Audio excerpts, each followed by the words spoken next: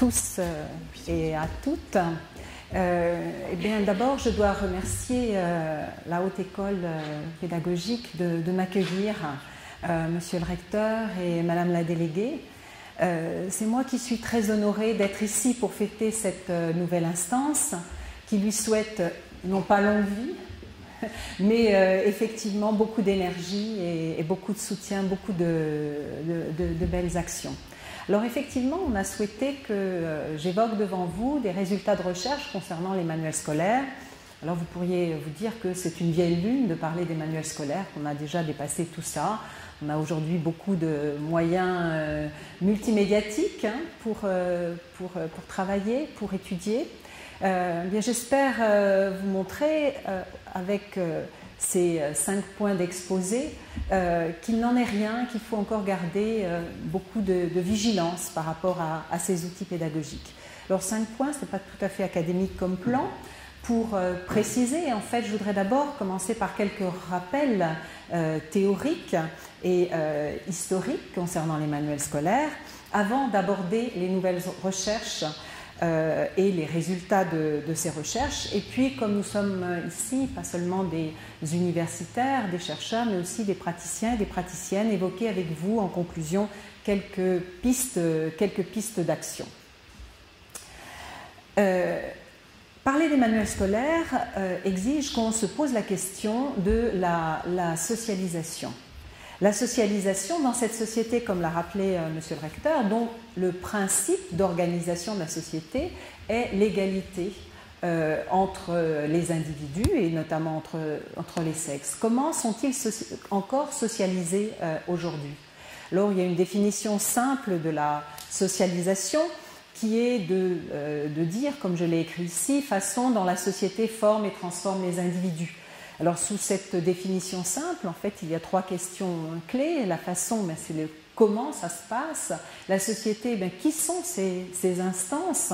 Et on va voir que ces instances, elles sont diverses, elles sont hétérogènes et parfois elles entrent en contradiction, si ce n'est en compétition les unes avec les autres, et avec quels effets. Alors, la socialisation va consister, c'est important de le rappeler ici, en différentes opérations d'intériorisation de l'espace social. Et parmi les plis, c'est une image utilisée par Deleuze, reprise par un sociologue français, Lahire, parmi les plis qui vont s'inscrire dans l'individu, il y a le pli de l'histoire. On est en train de commémorer la guerre de 14-18. Cette génération de poilus des années 14-18, elle a des expériences sociales communes qui ont donné une socialisation particulière. Il y a évidemment la classe sociale qui joue un rôle important et le sexe. Pour le dire plus simplement,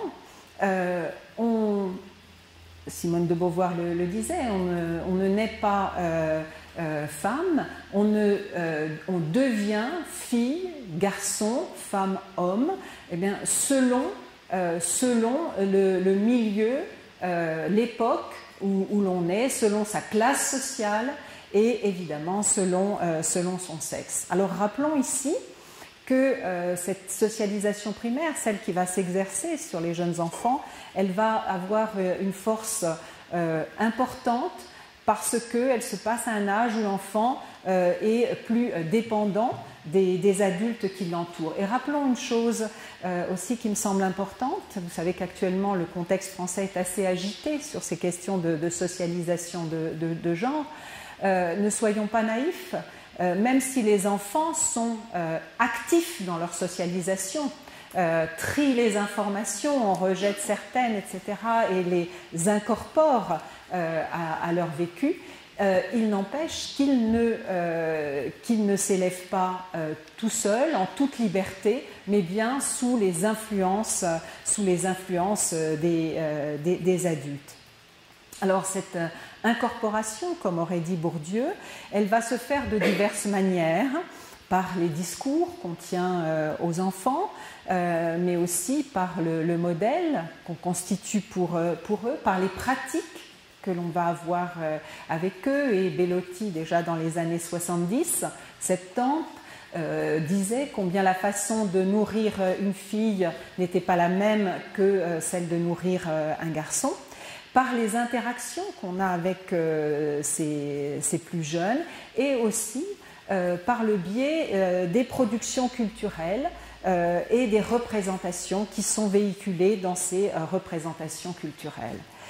Alors, il y a sans doute, pour éduquer à l'égalité des sexes, beaucoup d'autres voies à prendre en compte que seulement les stéréotypes de sexe, mais il n'empêche que ces stéréotypes de sexe vont être des filtres de l'expérience, et que, pour ma part, je pense qu'ils constituent une des réponses à examiner pour veiller à l'application de ce principe de l'égalité. Je voudrais aussi revenir, parmi mes rappels historiques, sur l'importance du manuel scolaire. C'est vrai qu'aujourd'hui, on pourrait imaginer que c'est un outil d'éducation parmi d'autres. Je pense qu'il reste un outil emblématique, et je rappelle ici, vous le savez aussi bien que moi, que non seulement c'est un outil d'apprentissage qui transmet des connaissances à un moment donné, mais c'est un outil d'interaction avec l'enseignant, entre élèves et enseignants, hein, et donc où justement peut se glisser éventuellement des stéréotypes ou au contraire des discours plus égalitaires. Mais de surcroît, c'est aussi un outil de communication avec les familles. Les familles qui suivent leur enfant dans le travail vont se baser sur ce manuel qui entre dans les familles. Et plus généralement, d'autres l'ont dit, le manuel scolaire constitue un bien commun d'une nation qui va permettre la construction de soi, la construction de l'image des autres aussi. Et c'est bien pour ça, parce qu'il transmet à la fois des connaissances, c'est un organisateur des savoirs, mais parce qu'il construit aussi un système de valeurs, qu'il a une importance clé, et que depuis pratiquement un siècle, il y a un engagement international pour veiller à ces manuels scolaires. Alors, au départ, je vous rappelle, 1925, la Société des Nations scrute les manuels scolaires pour traquer les préjugés et pour construire un monde de paix. Parce que le manuel scolaire est véritablement un levier du changement social.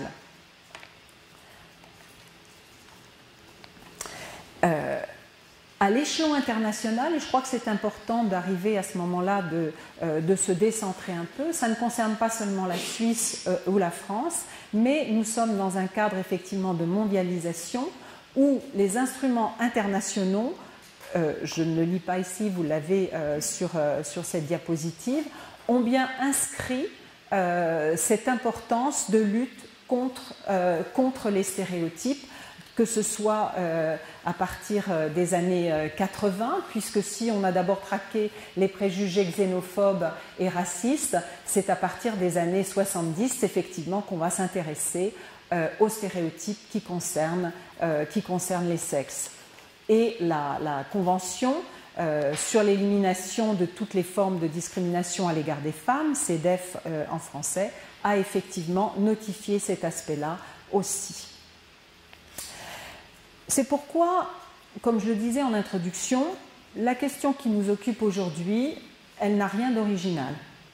Elle n'a rien d'original puisque, si je calcule bien, ça va faire presque un demi-siècle qu'on s'intéresse à la question, qu'il y a des études sur le sujet, et je citerai ici l'ouvrage de l'UNESCO sous la direction d'André Michel, Non stéréotype, que vous pouvez toujours retrouver en ligne, qui compilait des études nationales lancées dans divers pays et où les résultats étaient convergents, même s'ils n'étaient pas toujours les mêmes du point de vue quantitatif, mais en gros on peut résumer ces résultats ainsi.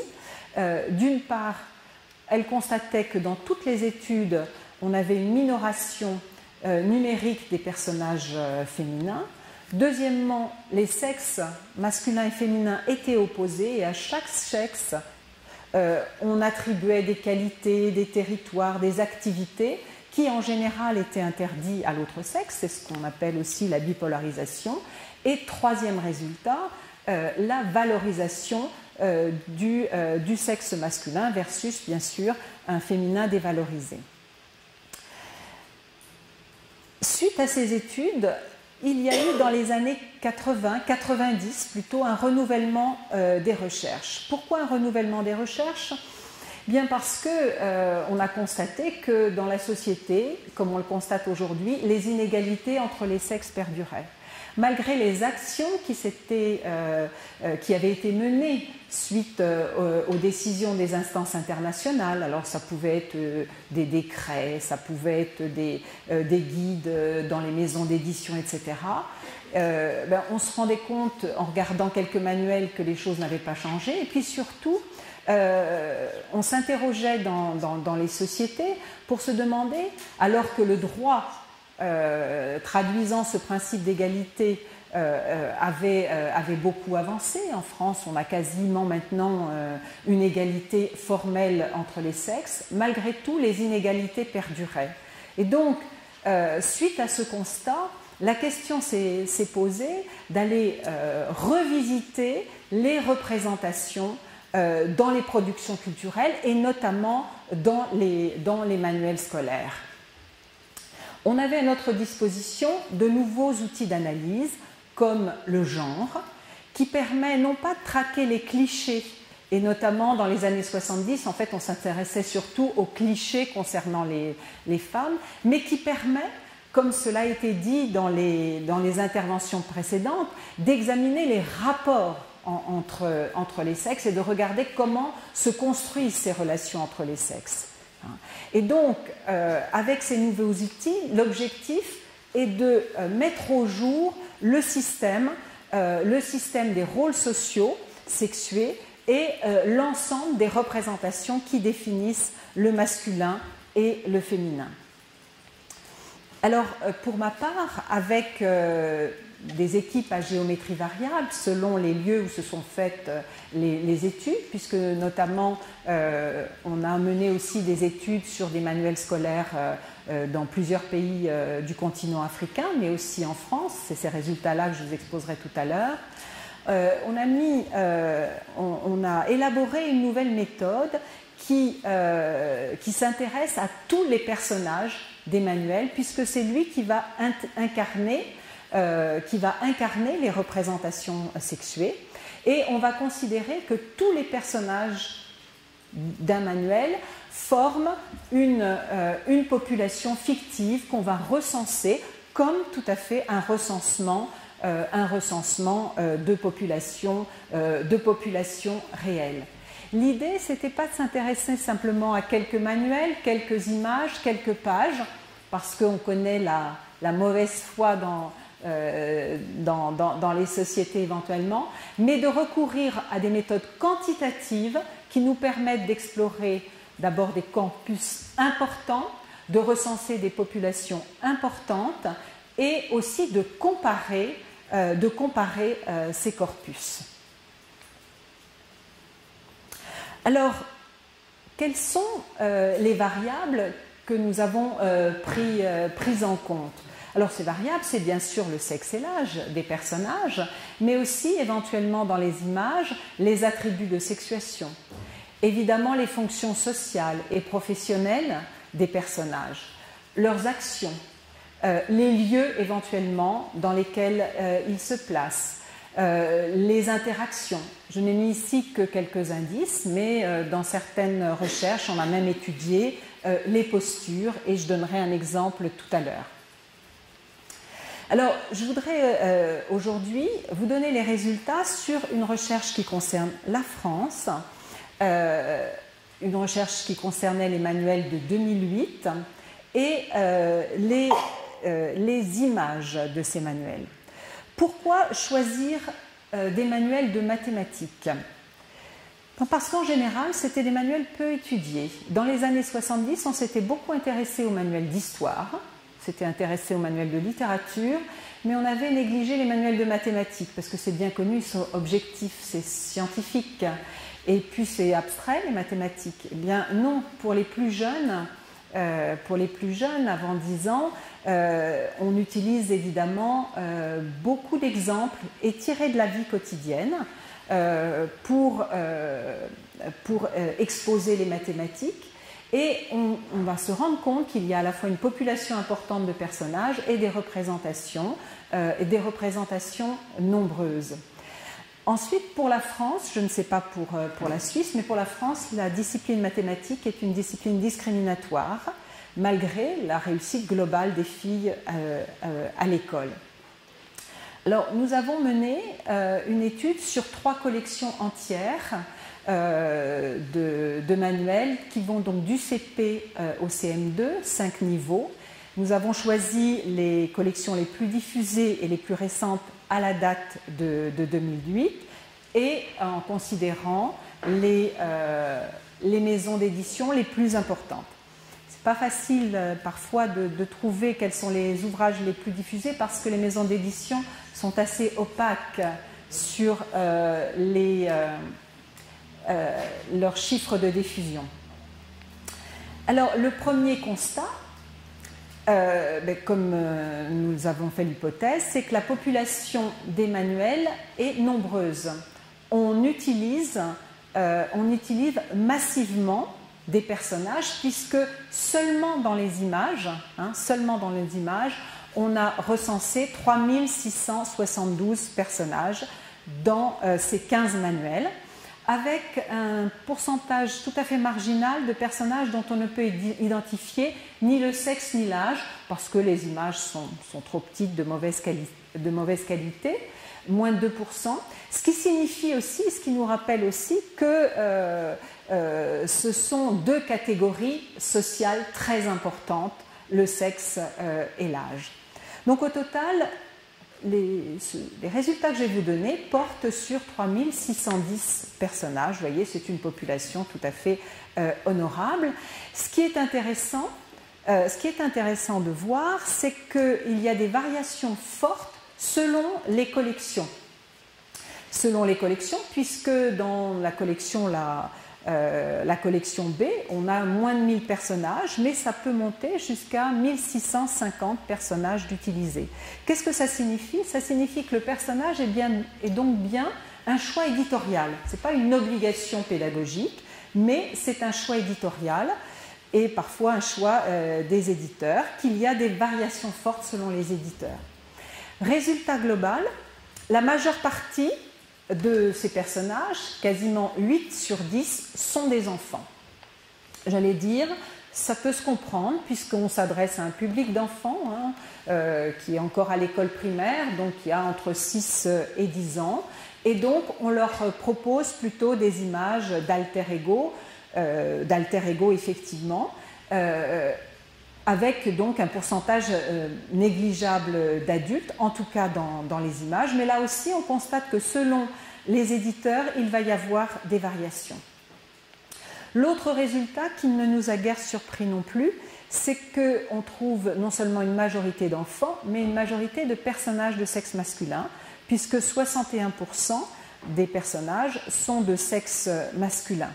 Alors pourquoi ça ne nous a pas étonnés? C'est que une dizaine d'années auparavant, nous avions travaillé sur la littérature de jeunesse et notamment sur les albums illustrés, sur un corpus de plus de 500 livres de jeunesse.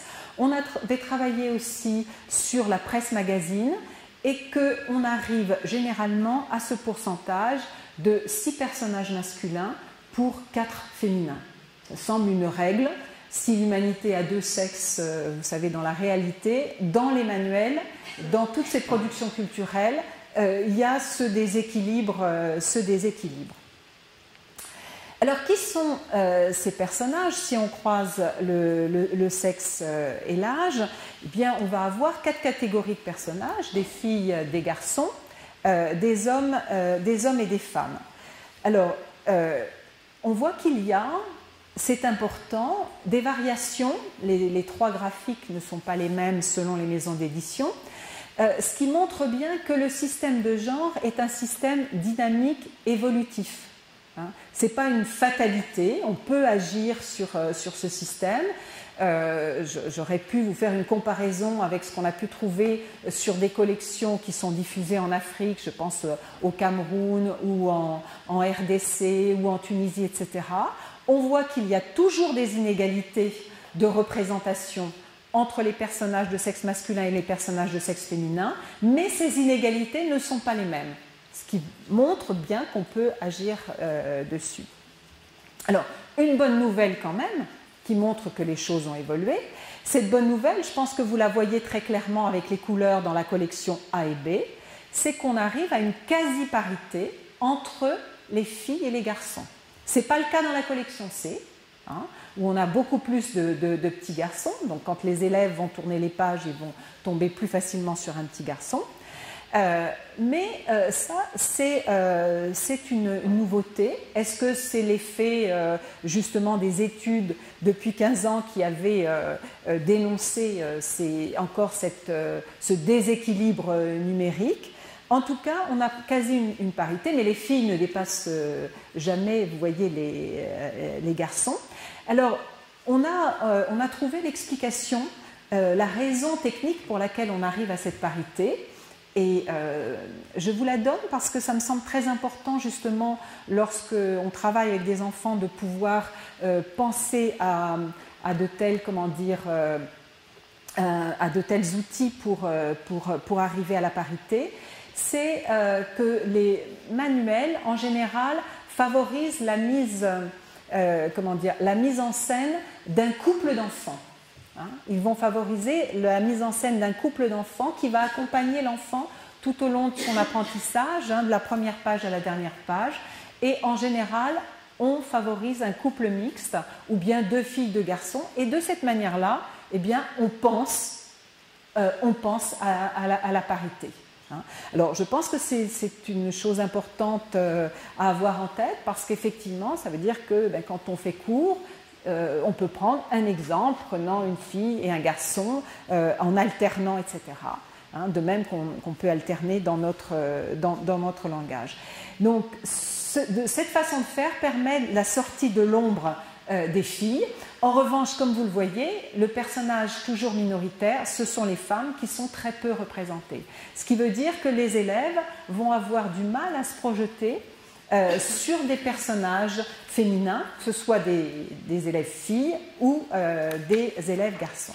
Comme vous le savez, égalité ne signifie pas, parité ne signifie pas, ou mixité ne signifie pas égalité. Donc on va s'interroger à ce que font ces enfants.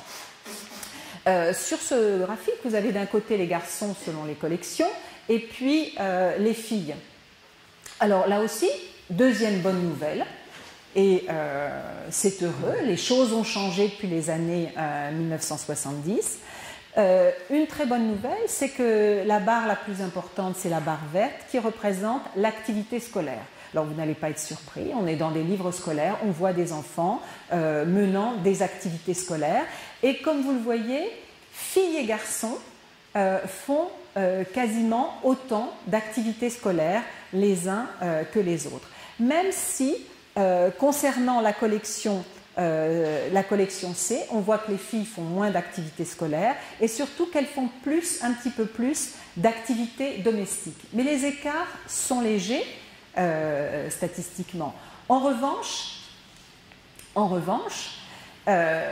il y a quand même quelques écarts qu'on va déceler par exemple dans les attributs que possèdent les enfants. Et on va se rendre compte que, alors que les filles font autant d'activités scolaires que les garçons, elles sont en possession d'un peu moins d'attributs scolaires que les enfants. Regardez ces couvertures. Les couvertures en général sont soignées par les maisons d'édition puisque c'est ce qui va permettre un produit d'appel. Sur ces couvertures, on a bien la parité avec un couple de personnages qui vont conduire les enfants dans les apprentissages. Ce qui nous frappe, c'est que les filles sont de dos. Donc vous voyez que c'est des différences subtiles Hein. Les deux filles sont de dos. Bon, les deux filles ont l'air de travailler, si ce n'est que celle de l'image de gauche semble plutôt tendre les outils que les utiliser. Mais bon. Hein. Mais vous voyez que le garçon de l'image de droite a les outils les plus perfectionnés, même si la fille a aussi une calculatrice. Donc ce que je dirais, c'est que concernant les enfants, la bonne nouvelle, c'est qu'effectivement, les représentations ont évolué. C'est ce qu'on voit aussi dans la littérature de jeunesse. Les représentations ont évolué et les portraits des enfants sont assez semblables, se ressemblent. En revanche, là où on va avoir encore des portraits clivés, c'est concernant les adultes.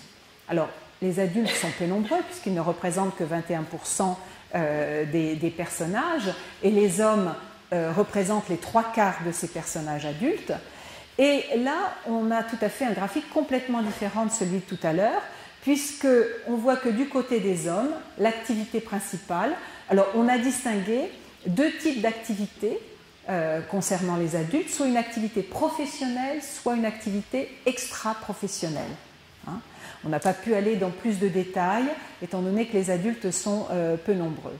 Eh bien, quand vous regardez du côté des hommes, l'activité dominante, c'est l'activité professionnelle pour les hommes. Pour les femmes, sauf dans la collection A, où c'est aussi l'activité professionnelle dominante, dans les autres collections, c'est l'activité extra-professionnelle qui domine. Qu'est-ce que ça veut dire? Ça veut dire qu'on va avoir peu de femmes mises en situation professionnelle. Pour donner un autre chiffre, 60% de nos hommes sont actifs, c'est-à-dire quasiment 6 hommes sur 10, plus d'un homme sur 2 est montré actif au sens ayant une activité professionnelle, alors que seulement 42% des femmes montrées sur ces images sont désactives. Alors, on a une illustration dans cette image. Alors, si vous êtes comme moi en tant qu'adulte, généralement nous passons très vite sur ce genre d'image parce qu'on n'y voit pas grand-chose, mais je pense que les enfants, vous pouvez faire le test, aiment beaucoup regarder ce genre d'image. Alors, que voyons-nous? On a un mur qui nous montre bien l'intérieur et l'extérieur. À l'intérieur, on a une salle de classe. Bon, normal, nous sommes dans un livre d'école. Et on a une femme professionnelle, on a une institutrice, une maîtresse qui fait des maths, justement, puisque nous sommes dans un livre de mathématiques.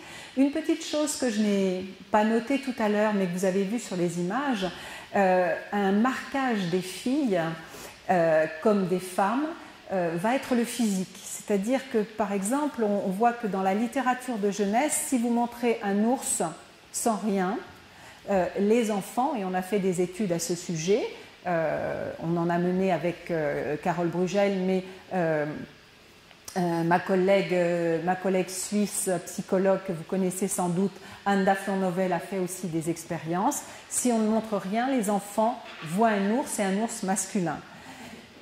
Pour que les enfants voient un personnage féminin, il faut le marquer. Ça veut dire quelque chose, ça veut dire que le personnage féminin n'accède pas à l'universel. C'est une déclinaison du masculin. Et là aussi, vous le voyez, la petite fille comme la maîtresse d'école sont en jupe, alors que ce n'est plus forcément les tenues les plus courantes. Je ne dis pas que ça n'existe pas, mais ce n'est pas forcément les tenues les plus courantes. Bon, la petite fille au tableau, je vous fais remarquer, elle n'a pas l'air de savoir en mathématiques. Voilà. Alors, sinon, que voyons-nous? Au premier plan, nous avons un chantier. Un chantier, nous avons uniquement des hommes, et j'allais dire un paquet d'hommes. Nous avons même aussi un musicien et un peintre, qui sont aussi des hommes. Nous avons deux femmes en arrière-plan. L'une est une très vieille femme, puisqu'il y a à la fois et le chignon et la canne, et l'une est avec des enfants. Quant à l'homme qui se trouve dans la rue à regarder, il est avec un cartable, on nous signifie bien que lui est en train d'aller ou de revenir de son travail. Alors c'est aussi intéressant de s'intéresser, de regarder plus en détail, les activités professionnelles des adultes. Là aussi, même si on ne sait pas lire les graphiques, il suffit de se laisser guider par les couleurs. Eh bien, on voit que les hommes peuvent, on a déterminé 10 secteurs d'activité, ils sont présents dans les 10 secteurs d'activité, alors que les femmes sont dans des secteurs restreints, et là on le voit, c'est l'éducation et le commerce. Une petite note d'humour sur les images d'enseignants et d'enseignantes qu'on voit dans les livres. Il y a des enseignants et des enseignantes qui nous ressemblent, et il y a aussi un équivalent qu'on n'a pas au féminin, alors on peut penser que c'est une caricature et que ce n'est pas valorisant. On a la caricature du savant, c'est Monsieur Cubus, comme vous le voyez, mais on n'a pas du tout d'image équivalente au féminin de femmes savantes. C'est intéressant aussi de regarder les activités extra-professionnelles des adultes. Dans ces activités extra-professionnelles, on va effectivement se rendre compte que là aussi, il y a des différences entre les hommes et les femmes, puisque les hommes vont privilégier les loisirs plutôt que la vie quotidienne, ce qui n'est pas le cas pour les femmes. Alors, face à ces constats, quelle analyse en tirer ? Il y a une chose importante à dire, c'est qu'il y a dans ces manuels aujourd'hui un contrôle manifeste du sexisme, en tout cas dans les images. Mais malgré tout, on sent qu'il y a la nécessité de construire non seulement de la différence des sexes, mais des inégalités entre les sexes, puisque les femmes n'ont pas la possibilité d'accéder à notamment toutes les activités professionnelles et à des activités professionnelles variées comme les hommes. Et donc on se rend compte que le système de genre que j'avais décrit concernant les années 70, à savoir une minoration, une bipolarisation et une survalorisation du masculin, il a changé. Il a changé, comme dans la réalité. Les inégalités entre les sexes ont évolué, mais ce qui est intéressant de voir, c'est que si on a ouvert, grâce aux dénonciations, notamment des féministes dans les années 70, suivies par les organisations internationales, si on a ouvert tous les possibles concernant les personnages de sexe masculin, les personnages de sexe féminin, notamment les femmes, restent cantonnés dans des secteurs traditionnels. On n'a pas desserré ces contraintes. Alors, notre étude sur les manuels de mathématiques n'est pas unique. Le Centre Hubertine Auclair, Centre francilien de ressources, a fait, en utilisant la méthode que nous avons mise au point, des études sur les manuels d'histoire, de mathématiques concernant les classes de terminale et les manuels de littérature, et aboutit à des constats encore plus catastrophiques, j'allais dire, concernant les analyses quantitatives. Je les cite ici très rapidement, parce que je vois que je suis en train de dépasser mon temps. Par exemple, quand on regarde les biographies proposées dans les 11 manuels étudiés d'histoire, seulement 11 sont consacrés à des femmes. Donc, ce diaporama sera à votre disposition, donc vous pourrez regarder en détail et consulter en détail ces chiffres. Pour conclure, je voudrais poser la question de se poser la question qu'est-ce qu'éduquer à l'égalité, et surtout comment pouvons-nous agir. Éduquer à l'égalité, pour moi, ce serait ouvrir tous les possibles à chaque élève, et comme cela a été dit de manière solennelle et juste par Monsieur le recteur, j'allais dire, au-delà de toute assignation, que ce soit une assignation de sexe, que ce soit une assignation de classe ou d'origine. Et je pense qu'en tant que pédagogue, c'est effectivement une des missions qui nous est impartie depuis longtemps, qu'à tous les élèves, on ouvre tous ces possibles, que ce soit en termes de compétences, de développement de potentialité, de choix, d'orientation. Et donc, cela nous oblige à lutter contre les stéréotypes qui vont circuler, qui vont véhiculer dans les manuels, ou que dans nos interactions, évidemment, on va aussi véhiculer, parce que ces stéréotypes vont enfermer dans des rôles préapportés qui vont être mutilants autant pour les filles que pour les garçons et qui vont empêcher les élèves de développer toute leur individualité. Alors, je pense qu'il va être important, et ça fait partie là aussi de la construction du citoyen-citoyenne qui est une mission impartie aux pédagogues. Ce qui est important, c'est d'arriver à décrypter les représentations qui circulent, en se posant notamment des questions simples. Bien, comment sont visibles les hommes et les femmes dans les manuels, dans quelle proportion? Comment apparaissent-ils? Quelle identité on leur confère? Est-ce que ces identités, elles sont diversifiées? Et comment sont organisées aussi ces relations entre les hommes et les femmes? Et l'idée, parce que de toute façon je n'y crois pas, ce n'est pas tant de vouloir éradiquer les stéréotypes. Je n'y crois pas parce que justement la réalité est mouvante, mais l'objectif serait plutôt d'autoriser le regard critique pour arriver à comprendre et rendre compréhensible l'ordre social. Il est évident que, par exemple, dans nos livres d'histoire, il n'est pas question d'inventer le passé qui n'existe pas. Mais il s'agit d'une part de rendre visibles ces femmes qui ont été oubliées, gommées par l'histoire, et quand qu'elles n'ont pas eu accès à certaines fonctions, à certains postes dans l'histoire, l'idée ce n'est pas de passer sous silence, mais de mettre en évidence les processus de hiérarchisation, d'exclusion, de les expliciter, ces processus. Ou au contraire, parce qu'il y a eu des époques où ça existait, de mettre en évidence aussi les processus d'égalisation qui ont pu avoir lieu. Alors, en tout dernier point, je pense, et comme cela on nous a invité à le faire, je pense que ce qui est important, c'est qu'on arrive à comprendre les résistances à ce principe d'égalité. On pourrait donner plusieurs explications. Moi, je crois qu'une des raisons, c'est parce que l'égalité, c'est un principe abstrait. Et donc, ce n'est pas facile. On n'a pas beaucoup d'exemples non plus de sociétés égalitaires.